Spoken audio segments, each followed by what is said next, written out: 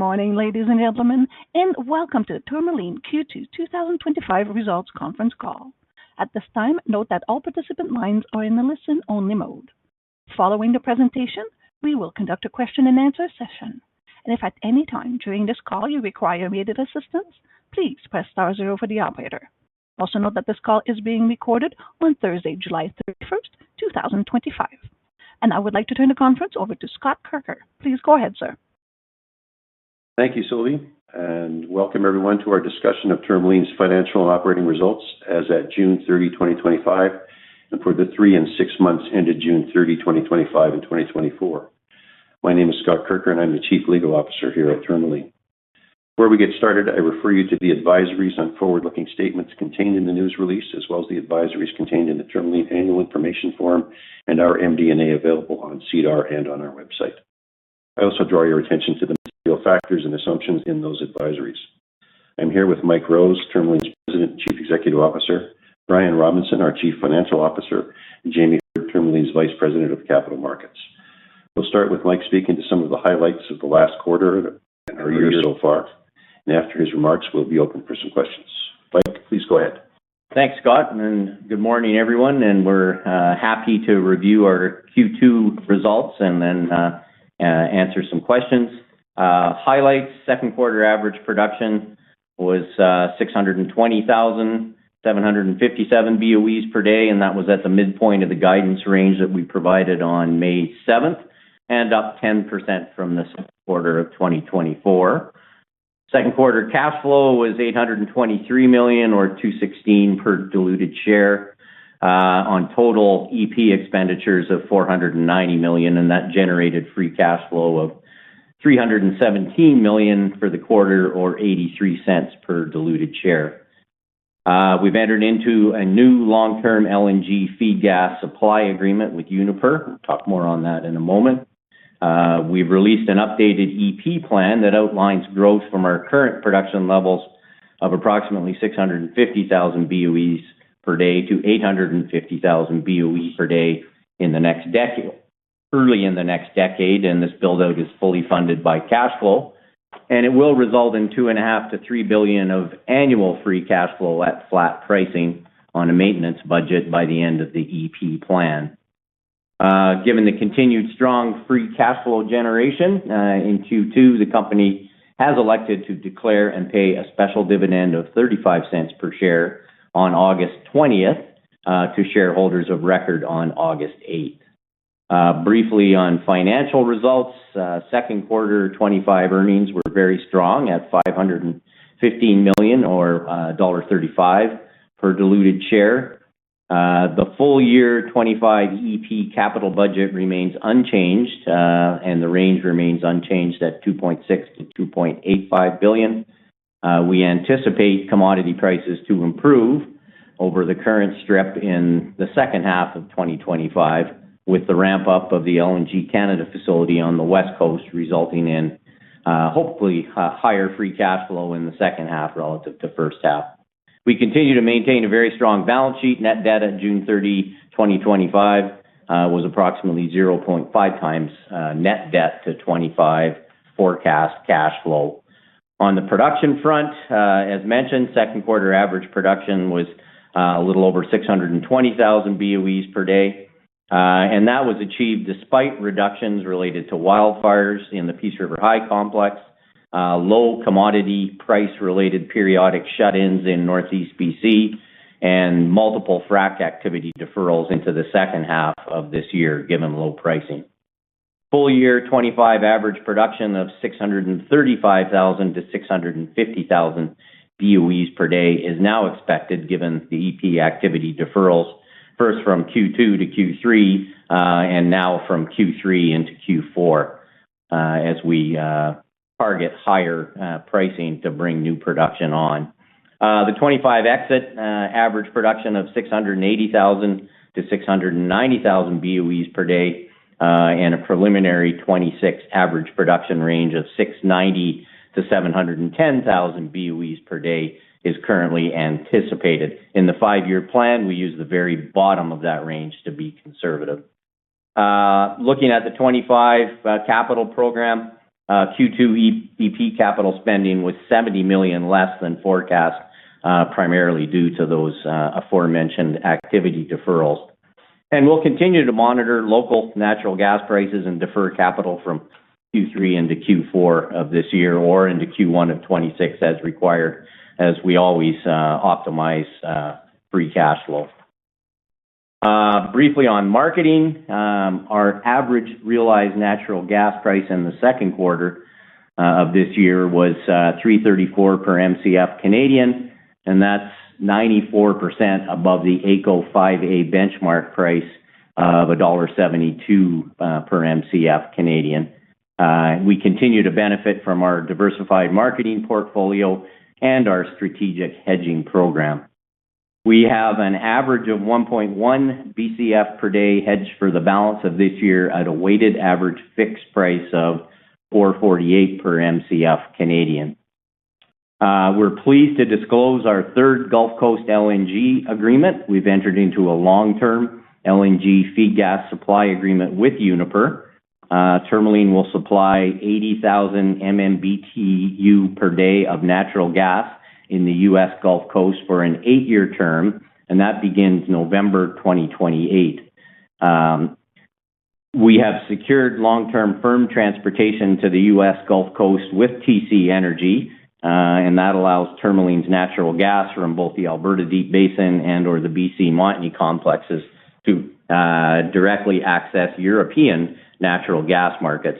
The firm transportation begins in November 2025, and that gives us the flexibility to sell locally in the Gulf or enter into short-term LNG feed gas supply deals prior to the start of the Uniper agreement.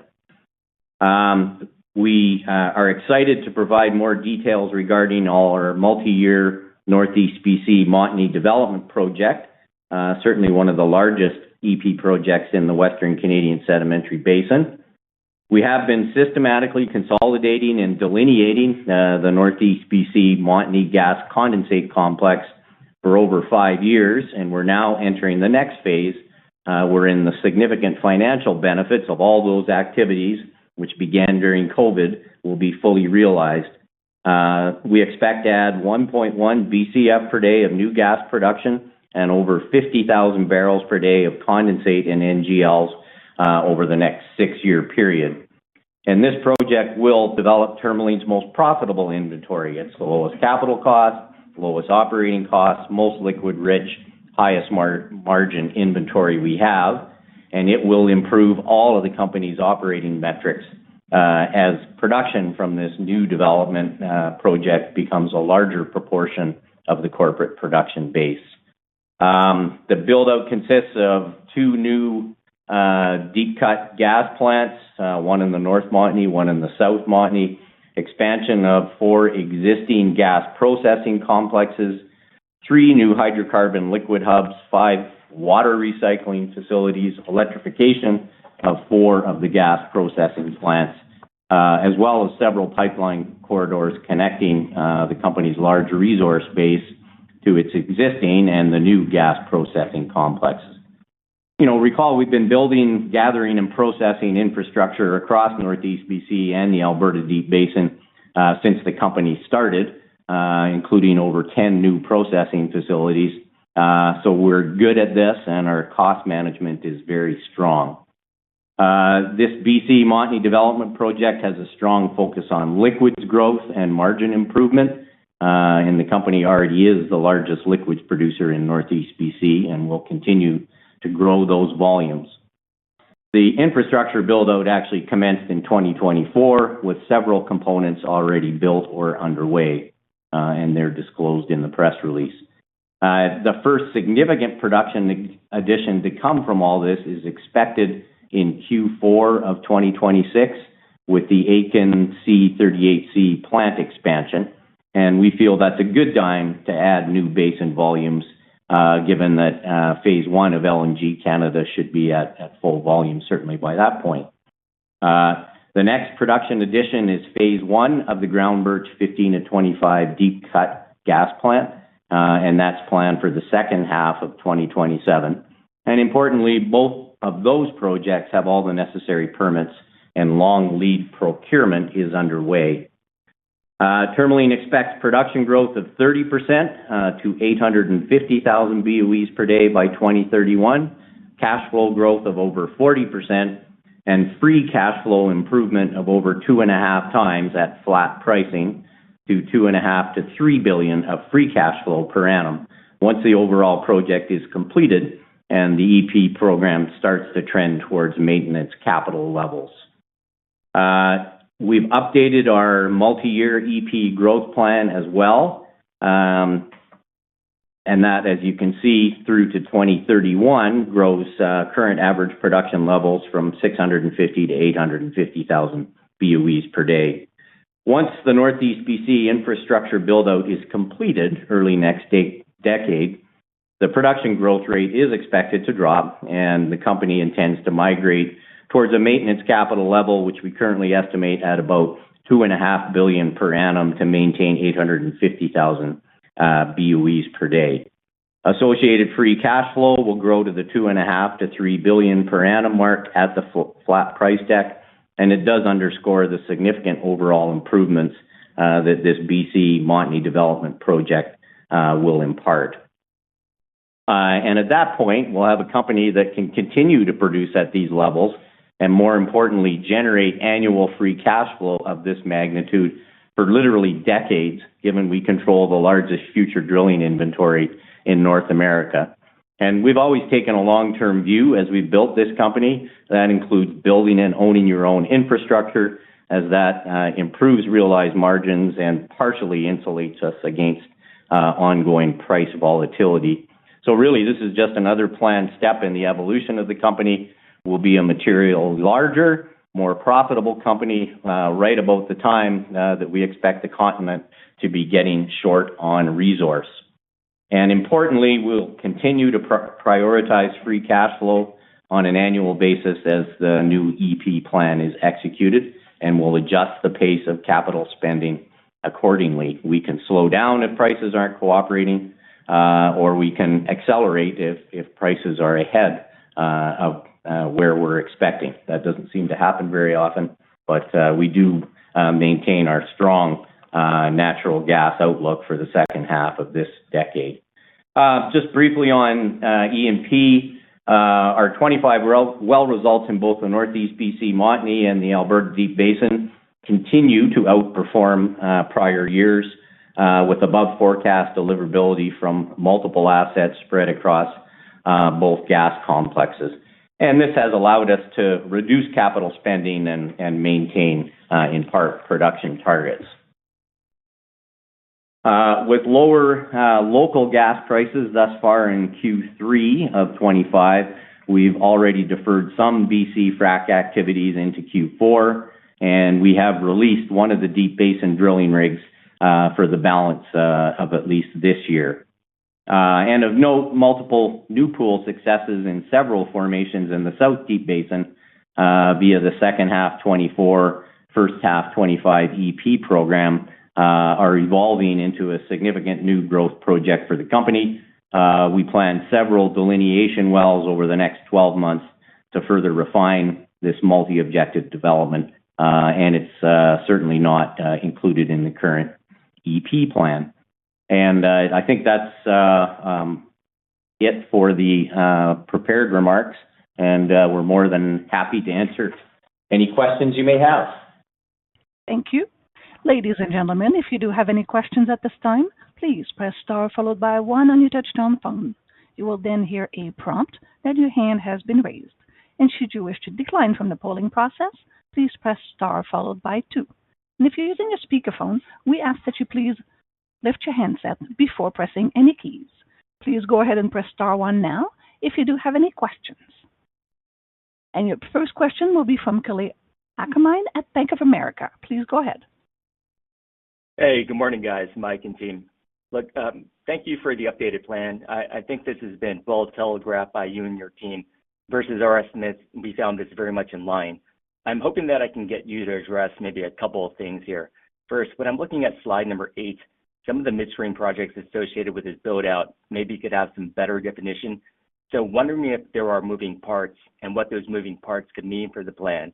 And then our broad read of this is that this is probably the most conservative version.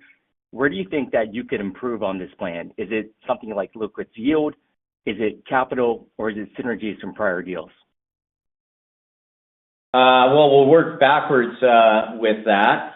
Yes, and good morning. Where we can improve is significantly on the realized liquids margins.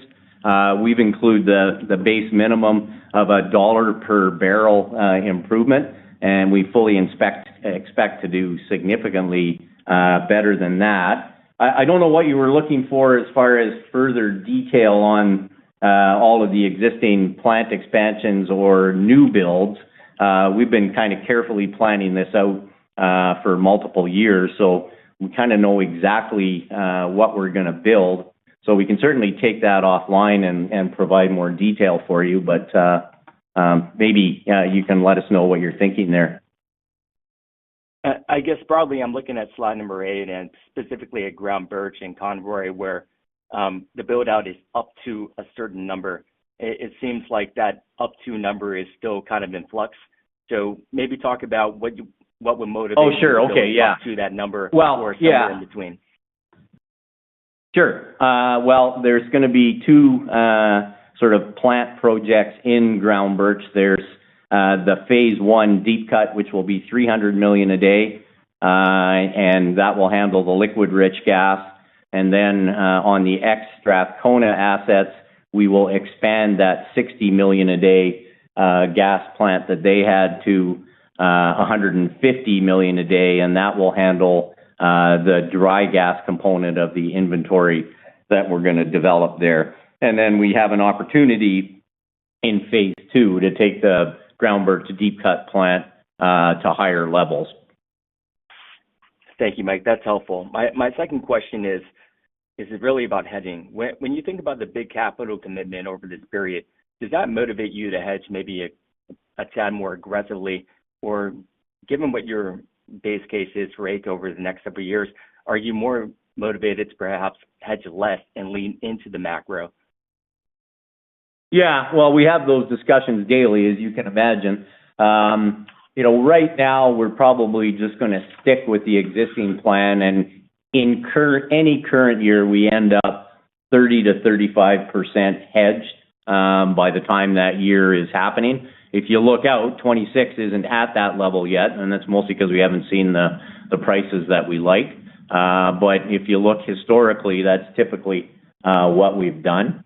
And we typically, just because we've had weaker prices in the Western Canadian Sedimentary Basin, that hedging tends to be summer focused and focus more on those hubs rather than our export hubs in the U.S. So, that you kind of nailed it. Is the AECO outlook going to be significantly better so that maybe you don't hedge as much in the summer of 26 and 27? And I'd say the jury's out on making that decision at this point. Got it. Thanks for the color, Mike. Thank you. Next question will be from Sam Burwell at Jefferies. Please go ahead. Hey, good morning, guys. I just wanted to get a sense of whether 2026 is the heaviest year of infrastructure CapEx spend. Is it materially more than 25 and 27?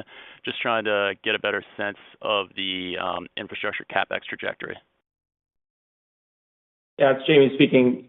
It's generally level loaded across the plan. Frankly, we're kind of building one to sometimes one and a bit gas plants in any given year. So this next several quarters is focused around the Aitken C38 build out. In 26, there is long lead spend now incorporated for Ground Birch, and that build out is then completed in 27. And then we're getting into some of the phase 2 elements of both the North and South Montney. Importantly, though, this infrastructure build out does tail off in the 2030-2031 timeframe, and you can see that free cash flow expand as that capital drops. Okay, got it.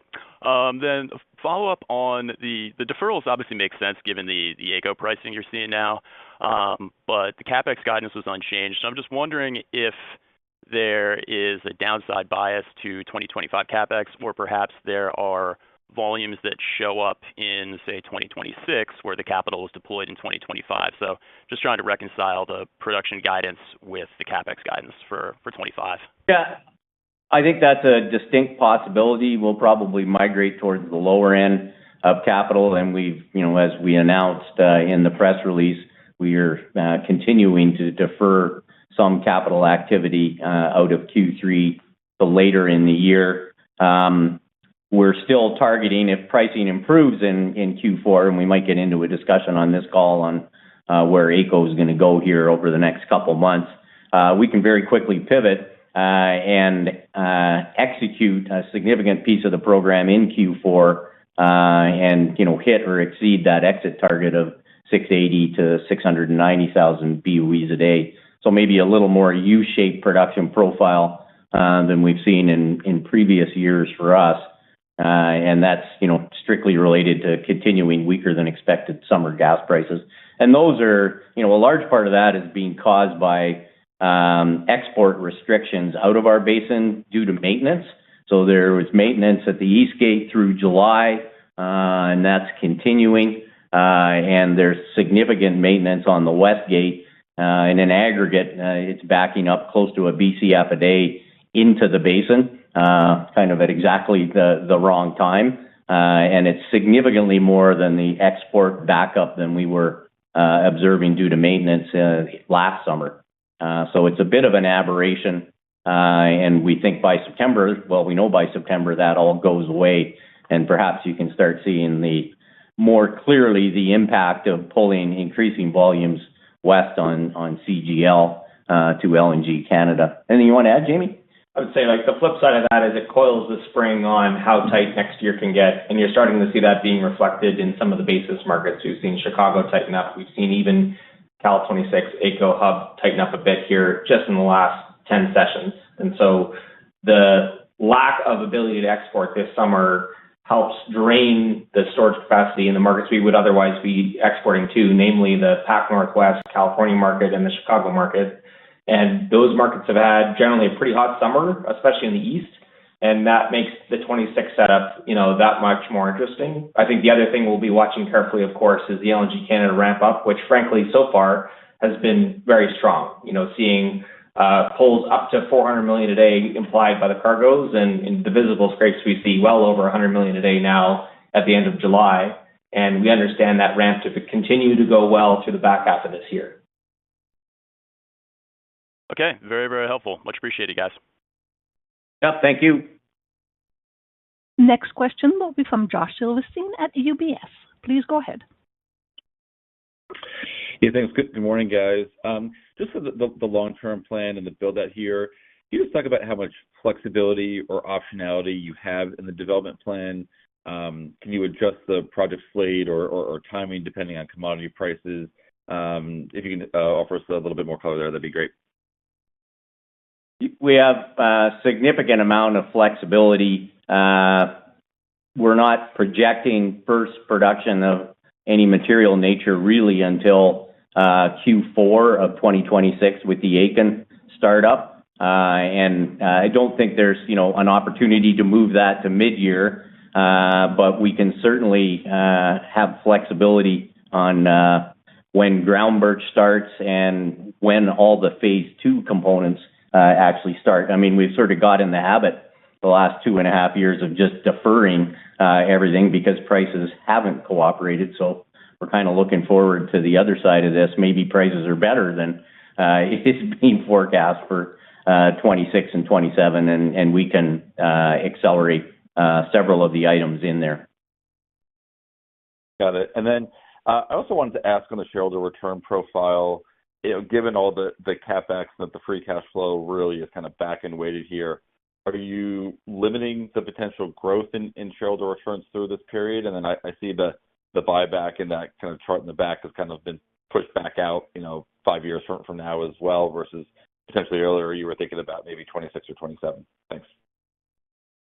Yeah, I mean, we've got a big project to execute here between 25 and 31. So the focus really is on per share growth and dividend yield. If, we were just talking about if prices are are better than expected, then that growth of free cash flow to over $2 billion per annum comes sooner, and that can open up other options for shareholder returns. Yeah, just put some numbers on that, Josh. If you were to move AECO around like plus $1, that's over $500 million of incremental free cash flow for Tourmaline. And so I think it really does, we are definitely well open to an improving gas price market in 26, and that can influence how we return cash to shareholders. Yeah, thanks, guys. Thank you. Next question will be from Jamie Kubik at CIBC. Please go ahead. Yeah, good morning, and thanks for taking my question. A specific one, actually, but with respect to slide 6 and the updated EP plan, there's a great amount of detail on the infrastructure inclusions that you have in this plan. Can you talk a little bit about perhaps the percentage of new capital in the EP plan that is infrastructure weighted versus maybe new drilling capital compared to what was previously included? Thanks. Yeah, so we did include facility capital for both Groundbirch and the North Montney that wasn't included before, but we also included the drilling and completion capital associated with that extra 100,000 BOEs a day. And so in general, for the next several years, we're going to be allocating $300 to sometimes $350 million of infrastructure capital per year. And then the DNC CapEx would be basically pushing at that $2.5 to $2.6 billion level. Once North Montney Phase 2 is completed, that infrastructure capital will thin. It's going to thin to, roughly $100 million a year, sometimes less. And then also, as declines are coming down through the plan, which is important, we'd be roughly at 32-33% decline rate today.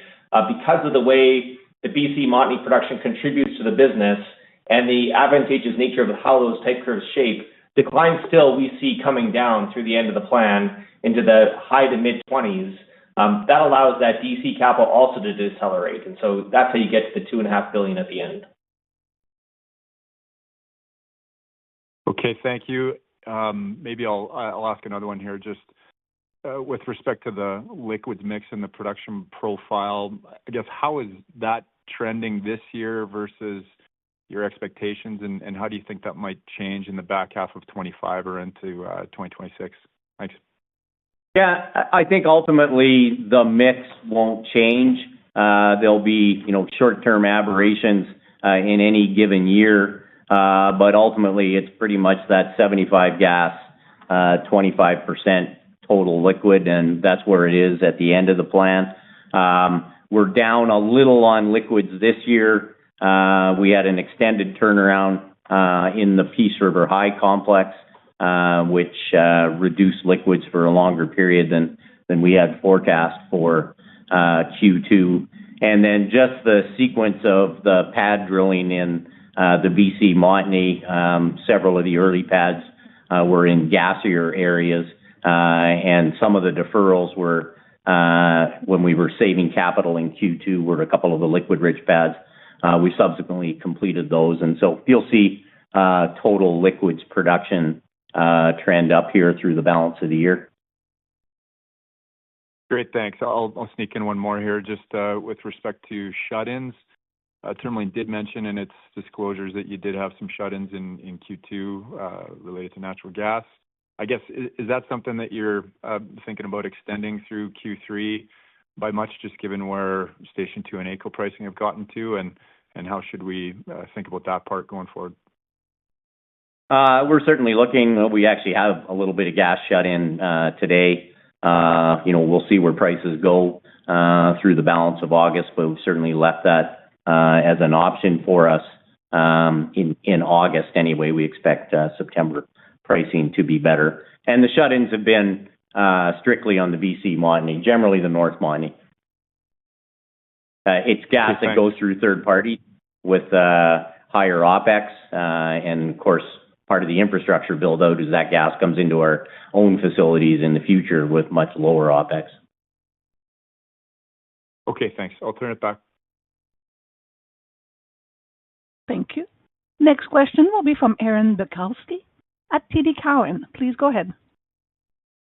Thanks Good morning. Couple small questions from me. The first is on margin expansion. You've obviously discussed margin expansion as you grow out in Northeast BC. Some of that comes from higher revenue, some of it comes from lower costs. Of the dollar per BOE cost savings that you talked about, what would roughly the split be between OpEx savings and transportation cost savings, if you have that available?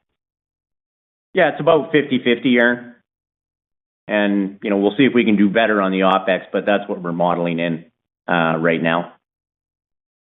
So 50 cents on each. Yeah. Thanks. And my second question is on the transport to the Gulf. I guess, to what extent do you see Tourmaline being able to get more physical transport capacity down to the Gulf in the coming years? Well, it's something we work really hard at, and I would expect sometime in the next 2 or 3 years we'll find another pathway down there on existing pipes with lower tolls. There might be some further brownfield work that seems to be on the table again south of the border, which might help that exercise. But our marketers spend a lot of time trying to cobble together transportation routes from the Gulf all the way back into the basin. Perfect. Thanks, Mike. Thank you. Next question will be from Philip Lemoreau at Lemoreau Vineyard. Please go ahead. Hi, Mike. In years past, when we had board meetings down in Tucson with Ron Wiggum and Andy and Lee and John Ellick, I remember we were running debt at about 2.5 times cash flow thereabouts, and talked about whether we should put a cap or suggest a cap of don't go over 3 times cash flow. And now you're running 0.5, paying a huge dividend, a very attractive dividend if people have their eyes open. And it's just amazing what you've accomplished. I just wanted to thank you for what you've done. Well, thanks, Phil. Yeah. Thanks. Thank you. Once again, ladies and gentlemen, if you do have any questions, please press star followed by 1 on your touch-tone phone. And your next question will be from Fay Lee at Odlum Brown. Please go ahead. Hi, Mike. It's Fay here. I'm just on slide 5, your 5-year plan. In 2031, you have about $2.6 billion in your capital program. I'm assuming if this was a 6-year plan that there would be some production growth in 2032. Does that confirm that? And if that's the case, I'm just wondering, do you have if you can give me some sense of what sustaining capital call it would be to keep production flat at 850? Just wonder what that number would be if it's not 2.6 billion.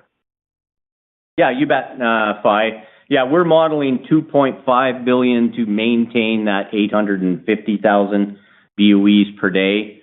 And the answer to the first part of your question is, yes, there probably will be some modest growth going forward, 2032 and beyond. In that, the last slide in the deck, we do depict that to some extent, but we do show the production growth rate dropping from that 5 to 6% into the 1 to 2% per annum range. And so, I think that's the type of production growth that you can think about for, the years past the existing 6.5-year plan. Okay, great. Thanks. That's very helpful. Thanks, Fay. Thank you. And at this time, Mr. Kirker, we have no further questions registered. Please proceed. Thank you, Sylvie. And thanks, everyone, for attending the conference call. We'll see you again next quarter. Thank you, sir. Ladies and gentlemen, this does indeed conclude your conference call for today. Once again, thank you for attending. And at this time, we do ask that you please disconnect your line.